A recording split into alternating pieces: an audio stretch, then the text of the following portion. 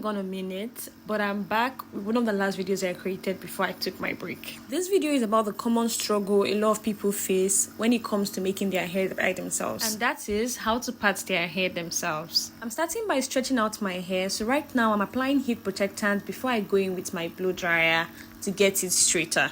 I wasn't trying to achieve perfection here because I would later end up cutting my hair on this day. The goal is just to work in sections and make sure that you stretch your hair out to the point that your fingers can pass through it easily.